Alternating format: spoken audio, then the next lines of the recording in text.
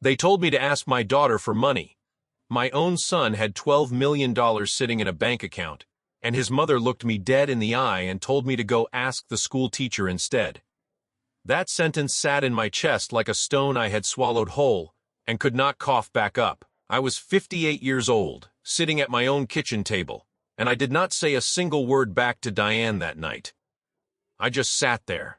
But before I tell you the rest of this, I want you to understand something. This is not really a story about money. It is a story about who shows up when you have nothing left to offer them, and who disappears the moment you stop being useful. Let me back up and give you the full picture. I live in a small 3-bedroom house off County Road 359 outside Willowbrook, Texas. The kind of house you buy when you are young and think you will flip it into something bigger someday. That never happened. The paint on the porch rail has been peeling for years, and I have been meaning to fix the gutter on the east side of the roof for at least 2 summers now. It was a Tuesday evening in late July, hot enough that the cicadas had not even bothered quieting down after dark, and I was sitting at that kitchen table staring at a stack of mail I did not want to open. A past due notice from the power company, a letter from the insurance company that I already knew was not good news, because good news never comes in an envelope that thick. That is when Diane's phone rang from the kitchen counter. I watched her whole face change in an instant, like somebody had flipped a switch behind her eyes. There it is, I thought to myself. The only real smile I get to see in this house anymore, and it is not even for me. Grant, honey, she practically sang into the phone. Oh my goodness, tell me everything. I set my coffee down and asked if that was our son, said I would love to say hello for a minute. She did not even glance in my direction. She turned her whole body away from me, like I was a cold draft coming through a window she needed to shut, and walked into the living room. $12 million in a single account, she gasped. Grant, that is incredible. I am so proud of you. You get that mind for business straight from my side of the family, you know. Your grandfather could sell ice to an Eskimo. God rest him. I sat there in that quiet kitchen and listened to my wife of 31 years talk to our son like he had just cured cancer instead of closing a sales deal. I am not telling you this to sound bitter. I am telling you because it is true, and because you need to understand what normal looked like in my house before I tell you what happened next. Eventually she hung up, still smiling, walked back into the kitchen, and the smile fell right off her face the second her eyes landed on me, like she had taken off a mask she only wore for phone calls. He is doing so well, Walter, she said flatly. That is good, I told her, and I meant every word of it. Whatever had happened between me and that boy over the years, I never once wished a single bad thing on him. Diane did not say anything else. She just slid the overdue power bill across the table toward me without asking if I was okay, without asking about the cough I had been carrying for 3 weeks that I kept blaming on the Gulf humidity. Fix this, she said. Please, before they cut it off again. Again. Like it was a pattern, like I was the pattern. Now here is the part where I am supposed to make myself look better than I actually am. And I am not going to do that, because the truth is worse than anything I could make up. And it is the only thing that matters here. 10 years before that night, I was not some deadbeat who gambled the family savings away at a casino somewhere. I was a small-time real estate investor, and I was good at it. I had bought 60 acres of raw land out past a little town called Simonton, land that sat right in the projected path of a major highway expansion. Everybody said I was smart. Diane used to brag about me at church. Then, out of nowhere, an old pipeline under a neighboring property ruptured. Crude oil bled straight into the water table before anybody even knew what had happened. My 60 acres, everything I had sunk into that land, got locked under a federal cleanup order before I ever broke ground on a single thing. I could not sell it. I could not build on it. I could not do a single thing with it except pay the property taxes every year and watch my credit score circle the drain. The banks pulled every line of credit I had. My business partner walked away without looking back. And Diane, my wife, never once in 10 years asked me if I was okay. She only ever asked me how I was going to fix it. That was a decade ago, and I have been driving a forklift at a distribution warehouse off the highway ever since, 6 days a week most months, coming home every night smelling like cardboard and diesel fuel. Somewhere in the middle of all that, My son turned 21 and decided his entire young life had been ruined because his father could not afford to send him on a spring break trip to Florida with his college friends. He never forgave me for that. Not once. Not even after I sat him down and explained exactly what had happened to our land. In his mind, I had gambled and lost, and he was the one who paid the price. Maybe he needed someone to blame, I used to think, and I happened to be standing right there when he went looking. My daughter is different. Sarah is 26 years old, and she teaches 4th grade at an elementary school about 20 minutes from our house.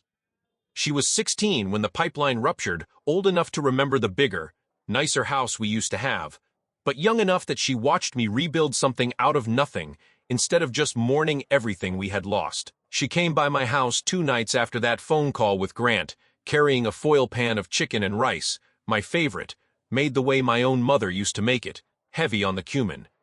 She did not say a single word about bills or money or her brother's $12 million account. She just set the pan down on the counter, kissed the top of my head, and asked if I was still coughing like that, old man.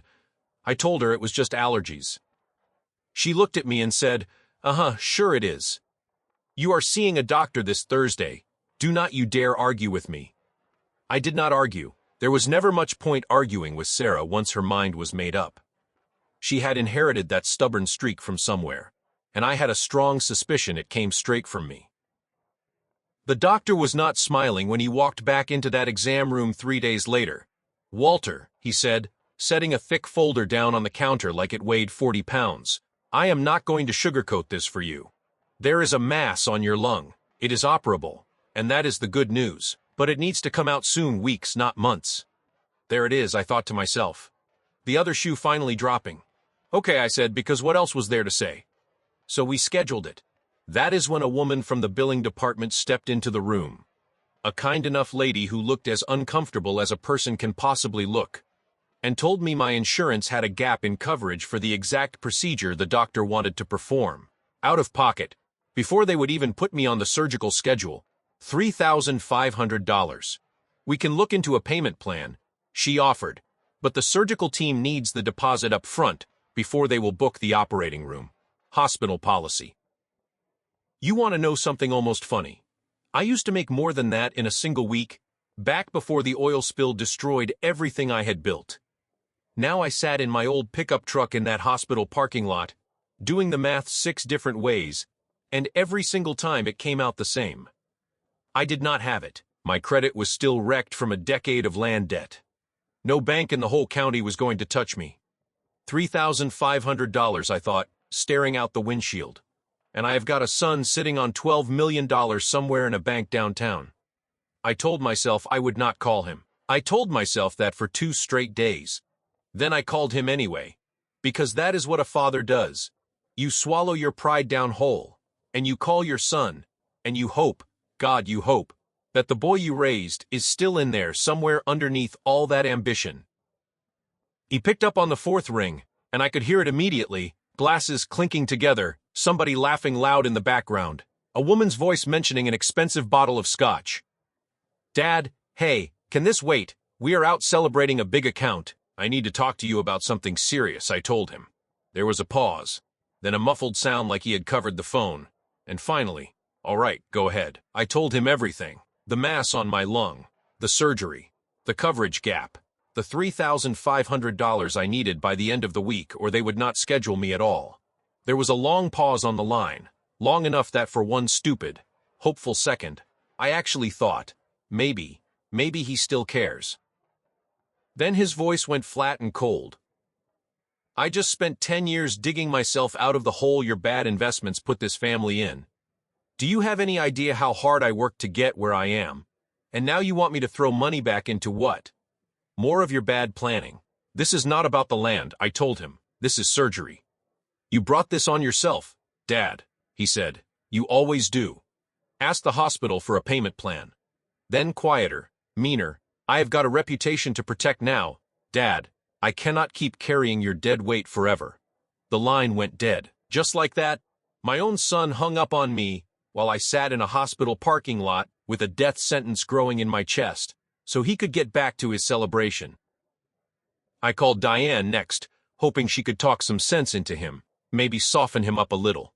"Do not you dare ruin this for him," she snapped instead. "He worked hard to get away from all this mess. Emily has got a stable job, does not she? Go ask her." Emily.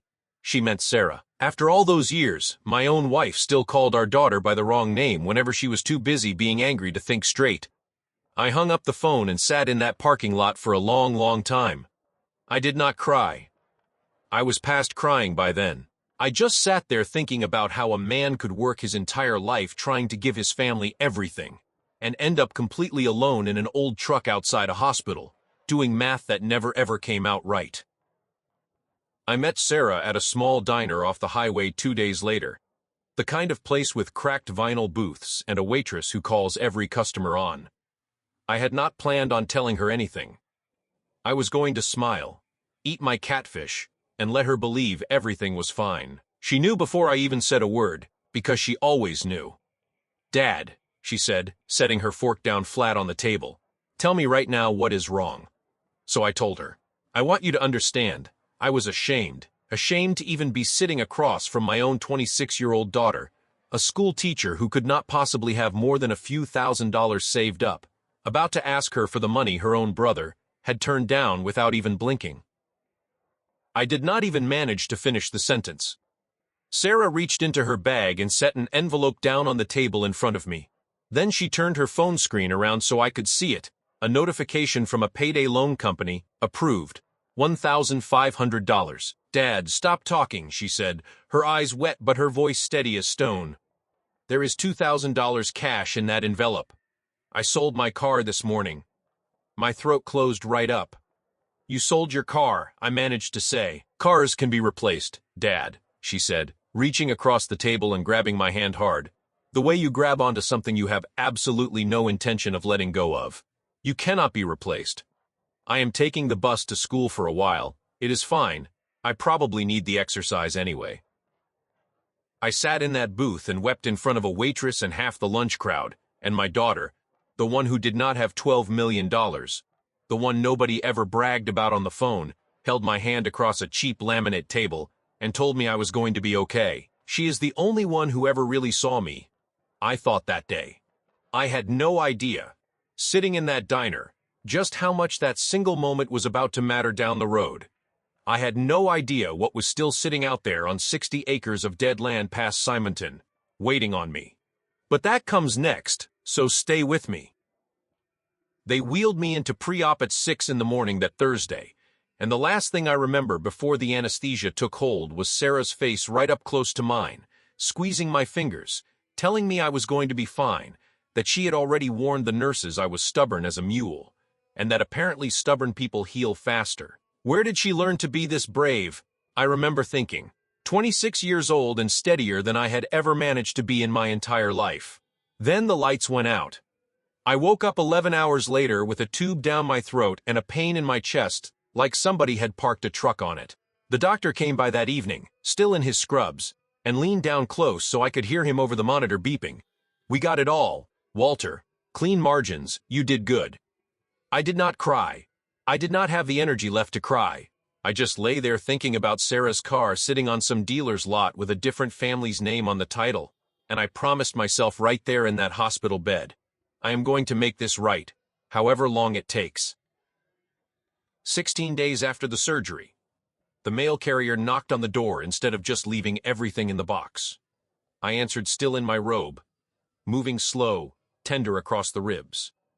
There were 2 certified letters that day. One from a company called Meridian Golf Development, a name I did not recognize, and one from the Environmental Protection Agency, a return address I knew instantly, because I had been receiving letters from them for 10 straight years. Here we go, I thought, another update, another 6 months of waiting, another form letter telling me the cleanup was still ongoing.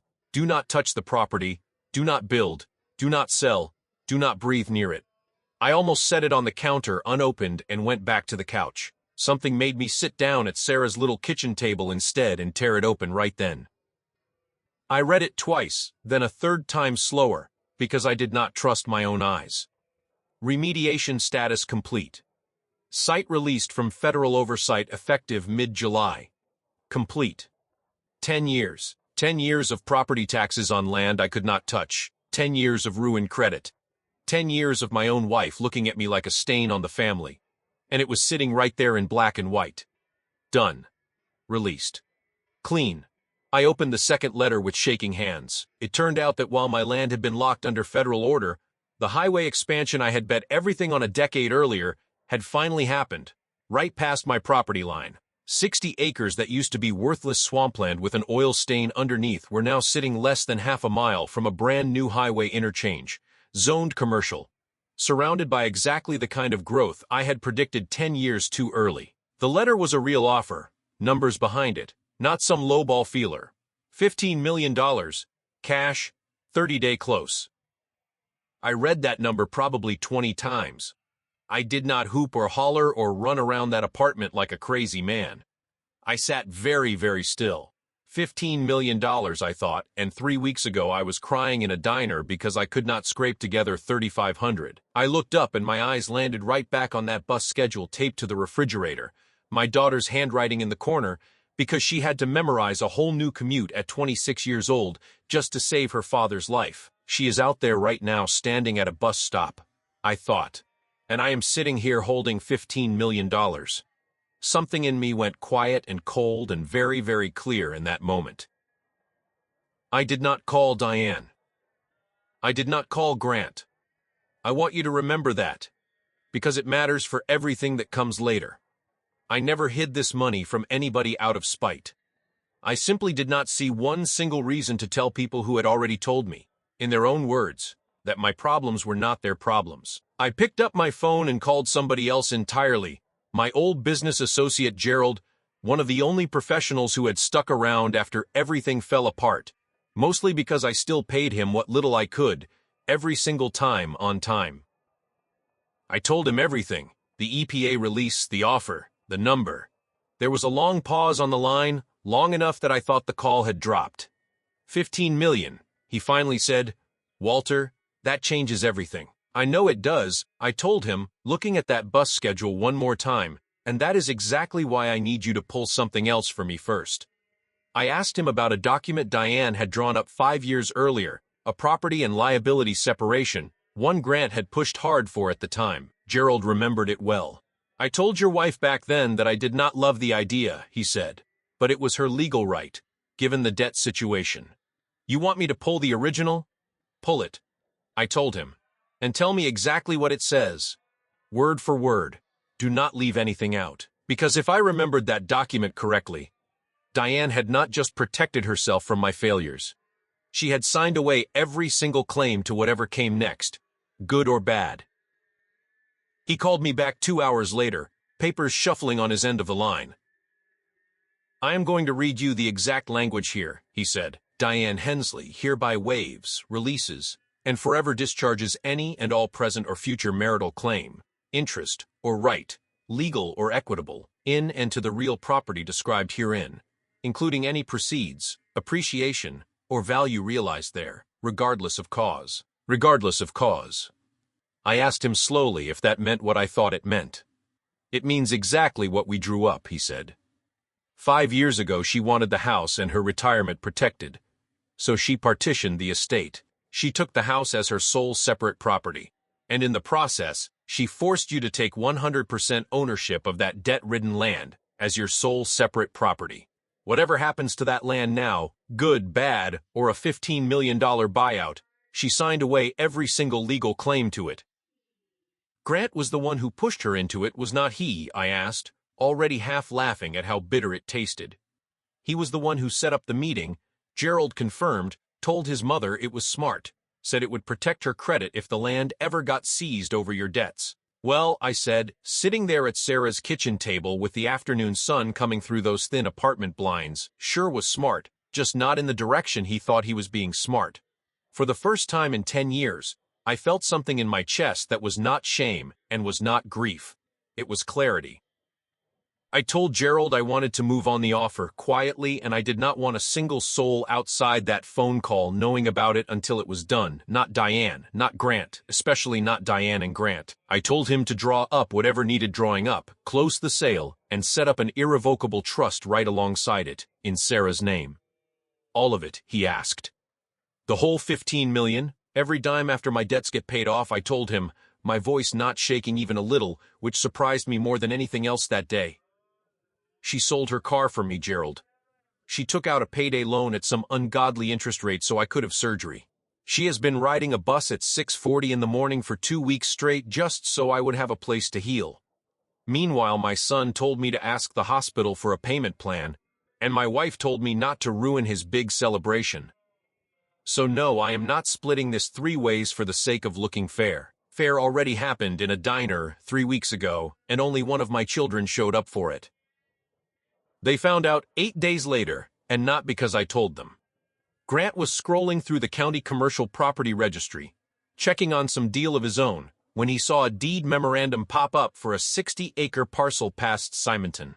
He put it together fast, the waiver Diane had signed, the $15 million sale price, and he came storming over to Sarah's apartment with Diane right behind him, both of them pounding on the door like the police. Sarah answered, still in her school clothes, and gave them both a look I recognized instantly, the same look she gives kids in her classroom right before they get sent to the principal's office. You want to explain why you are pounding on my door like this? She asked. Grant pushed past her without answering. Diane right on his heels, arms crossed, face set hard. Neither one of them looked at me and asked how I was healing. Not one word about the surgery, not one word about the scar still tender under my shirt. We need to talk right now, Grant said, his voice cracking slightly in the middle. There it is, I thought. Not how are you feeling? Not I am sorry I hung up on you outside that hospital. Straight to business, same as always. I told him to sit down, that he looked like he was about to have a heart attack of his own. He did not sit. He paced. He told me he had seen the deed memorandum, that the title history had flagged because of the waiver his mother signed 5 years back. $15 million. You sold it, did not you? He demanded. Diane's mouth fell open. 15 million. Walter, is that true? It is true, I said, calm as I could manage. Closed 9 days ago. 9 days, Grant's voice climbed higher. You have had this for 9 days and did not call me your own son. I looked at him for a long moment before answering. The last time I called you, Grant, you were out celebrating a commission while I sat in a hospital parking lot trying to figure out how to pay for surgery, and you told me it was not your problem. So no, I did not feel the need to call you the moment something good happened either. That should have softened him. It did not. You hid this from us, he snapped, pointing his finger at me like it would make his words truer. You knew the cleanup was finishing. You knew that land was about to be worth something. You let us live like we were broke this whole time. Mom drove a 10-year-old car while you sat on a fortune, waiting to hand it all to your favorite kid the second it paid off. He actually believes that, I thought, watching him rewrite the whole story in real time, right in front of me, and believing every word coming out of his own mouth. I told him, quiet and steady, that I did not know that land was worth a dime until 16 days earlier, that I found out sitting on his sister's pull-out couch, while recovering from surgery she had paid for. You want to talk about hiding things? I said. I did not hide a fortune from this family. I hid the fact that I was terrified for 10 straight years, because every time I tried to talk about it, your mother told me to fix the bill, and you told me I ruined your 20s. Diane stepped in then, chin up, arms still crossed. Do not you dare stand there and act like the victim, Walter, she said. I stood by you for 31 years while you dragged this family through the mud with your real estate disasters. That money belongs to this family. You are being vindictive. You are being cruel. You are being stingy. Stingy. I almost laughed out loud at that word. A man who refused his own father $3,500 for cancer surgery, calling his father stingy over $15 million. We are not asking any more, Grant said, and his voice dropped low and mean, the voice of a man who thought he was about to win. Mom is filing for divorce tomorrow morning. Irreconcilable differences, financial abandonment, the whole package. My lawyer is already drafting a motion to freeze every account connected to that sale until the courts sort out an equitable division. You hid marital assets, Dad. That is not a gray area. That is fraud. He slammed his hand flat on Sarah's kitchen table, the very same table where weeks earlier she had slid an envelope of cash across to me without a second thought. My lawyers will bury you, he said. So long you will not have a cent left by the time we are done. I looked at Grant for a long moment, then at Diane. Then I stood up slowly, still tender across the ribs, and reached into my jacket pocket. You want to talk about lawyers, I said. Let us talk about lawyers. I pulled out 2 folded documents and slid the first one across to Diane. You remember this? I asked her. She looked down at it, and I watched the color drain right out of her face before she had even finished the first paragraph. 5 years ago, I said, you and Grant sat me down at my own kitchen table, scared the bank was going to come after your assets because of my land debt. His idea, by the way, his brilliant idea. He told you it was smart, told you it would protect your credit if the debt ever caught up with the property. So you signed this. You had a lawyer draft a partition and exchange agreement. You took the house and your accounts as your sole separate property, and you legally forced me to take 100% of the land and all its liabilities as my sole separate property. Read it again, I told her gently, because there was not a drop of satisfaction in me watching her hands start to tremble. It does not say debt, it says regardless of cause. You did not just protect yourself from my failure, Diane. Under Texas law you converted that land into my separate property, and you signed away any future claim to its value, regardless of cause, just to keep your hands clean of my debt. Your own lawyer explained that to you, and Grant signed as a witness. Grant's face had gone pale too, but he still was not done. Never was that boy. That does not matter, he snapped. I will still take you to court. On what grounds? I said, sliding the second document across to him. Take a look at this first before you finish that sentence. It was Sarah's bank statement. $12, I told him. That is what is sitting in your sister's checking account right now, $12, because 3 weeks ago she sold her car and took out a payday loan at 22% interest, so I could get on an operating table while you were ordering $300 scotch to celebrate a commission. Your sister was riding a city bus at 6:40 in the morning, so she would have gas money for a job that pays her $41,000 a year, teaching 4th graders how to do long division. I let that sit in the room a moment. You want to talk about court, son? Go ahead, bring your lawyers, bring every lawyer in the county, but before you do, explain to a judge how you plan to claim a share of assets your own mother legally waived in writing 5 years ago, on your advice. Explain to that judge where you were the night your father needed $3,500 for cancer surgery and where your sister was.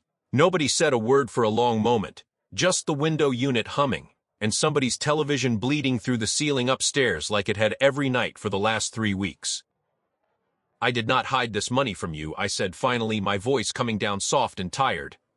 I found out about the land's release sitting right here on that pull-out couch, just over 2 weeks after surgery. It took 30 days to close the sale, and the trust was finalized last week. I did not keep it quiet to be petty, Grant. I kept it quiet because I needed time to make sure the money went to the only person who actually earned it. But I want you both to understand something. Even if I had known sooner, even if I had months of warning, it would not change one single thing about this moment. I looked at Diane, then at Grant. You two divorced yourselves from this family a long time ago. You just had not gotten around to the paperwork yet. The trust is already finalized, I told them, irrevocable. The full $15 million goes to Sarah, all of it. The very first thing my lawyer did this morning was wire a payoff to that predatory lender to burn her payday loan contract to ash. Next, he paid off the title on this apartment complex, so she will not owe a dime in rent while her new house gets finished. He funded the tutoring program she has been trying to start for kids who cannot afford one. There is a car waiting on her too, nicer than the one she sold, though she is going to fuss at me about that. I folded my hands on the table. You are both officially free of my mistakes now. Is not that what you wanted? For 10 years I heard about how I ruined this family with my failures. Well, congratulations, the failure is over, and it turns out the two of you signed yourselves right out of everything that came after it. Diane's mouth opened and closed without a single word coming out. For the first time in longer than I could remember, my wife had nothing to say. Grant just stood there, jaw working, staring at that bank statement like it might rearrange itself into different numbers if he looked hard enough. Get out of my daughter's home, I told them. Quiet. Final. Both of you. They left in a silence I had never once heard out of either one of them in 31 years of marriage and raising that boy. No slammed door, no last word, just two people walking out of an apartment, realizing in real time that the very cleverness Grant had always been so proud of, the legal maneuver he talked his own mother into, was the exact thing that had locked them both out of a fortune neither one of them would ever see a single dollar of. Sarah stood in the kitchen doorway after they had gone, arms wrapped around herself, watching me with tears in her eyes. "Dad," she whispered, "you did not have to give me all of it." "Yes," I told her, "I did." I walked over and put my arm around her, careful of my ribs, and we stood there a minute in that little apartment that would not be hers much longer. Not because she was losing it, but because she was finally getting more than she had ever asked anybody for in her whole life. Cars can be replaced, she had told me months earlier, sliding an envelope across a diner table. You cannot. She had been right about that. Turned out I could not be replaced either. Not to her, and in the end that was worth more than any number a golf development company ever put on a piece of paper. We stood there in the quiet, my daughter and me, finally safe, finally free. And somewhere across town that same night, my son sat down to figure out how he was going to explain to his firm's partners that the $12 million account he loved to brag about was not nearly enough to save him now, and there was not a single soul left in his corner willing to bail him out. Funny how that works out in the end. Some people spend their whole lives calculating what they can get, never once stopping to calculate what they might lose along the way. My daughter never did the math at all. She just showed up. And in this life, showing up is worth more than any signature on any deed.